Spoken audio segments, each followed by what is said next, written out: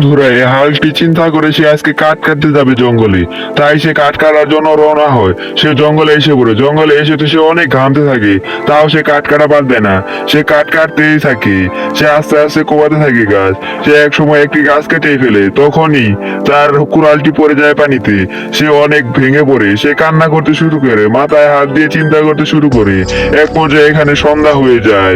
তারপর সে বসে থাকে। সন্ধ্যার বেলা সে কাঁদতে শুরু করে যে তার কুড়ালটি না থাকলে সে পেটের ক্ষুধায় মরে যাবে। সে কি করবে? তারপরে একটি জলপরি উঠে আসে পানি থেকে।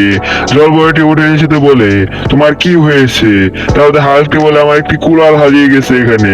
তারপর জলপরিটি পানির নিচে চলে যায়। তারপরে একটি স্বর্ণের কুড়াল নিয়ে আসে, বলে, এটা কি তোমার? তারপরে হাল্কটি বলে, না, এটা আমার কুড়াল না। আমার কুড়াল অন্যরকম, এটা তো স্বর্ণের। আমার কুড়াল স্বর্ণের না। তারপরে সে দাঁড়িয়ে থাকে আবার। তারপরে আরেকটি রূপার কুড়াল নিয়ে আসে জলপরিটি। তারপরে হাল্কটিকে দেখায়। তারপরে হাল্কটি আবার একই কথা বলে, এটাও আমার না, আমারটা তো অন্যরকম, এটা তো রূপার। তারপরে হাল্কটি ভেঙে পড়ে। পরে জলপরিটি তাকে 3টি কুড়াল দিয়ে দেয়, তার কুড়াল আরেকটি স্বর্ণের আরেকটি রূপার। সেটা দেখে তো হাল্ক অনেক খুশি হয়ে যায়।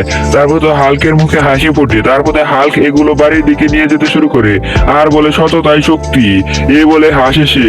তারপরে বলে, আমি যদি আজকে মিথ্যা কথা বলতাম তাহলে 3টা পেতাম না। তাহলে এই লোকটি শুনে ফেলে। শুনে ফেলার পরে গ্রামবাসী গিয়ে বলে দেয়।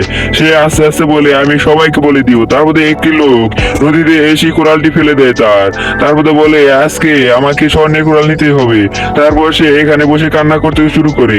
এ তো এখানে বসে বসে অনেকক্ষণ কান্না করবে বলে ঠিক করে। তারপর সে কান্না করতে শুরু করে। একটু বড়ই তো পানি থেকে একটি জলপরি উঠে আসে স্বর্ণের একটি কুড়াল নিয়ে। সেটি তো জলপরি তাকে দেখায়, বলে, এটা কি তোমার কুড়াল? তারপরে এই লোকটি বলে, হ্যাঁ, এটা আমার কুড়াল। তারপরে জলপরিটি রেগে যায়। তারপরে তাকে অভিশাপ দিয়ে যায়, তুই একটি অসৎ মানুষ, তুই কোনোদিন ভালো হবি না। তারপর জলপরিটি ডুব দিয়ে চলে যায়। অবশ্যই এই পর্যন্ত দেখে থাকলে লাইক সাবস্ক্রাইব করে দিও।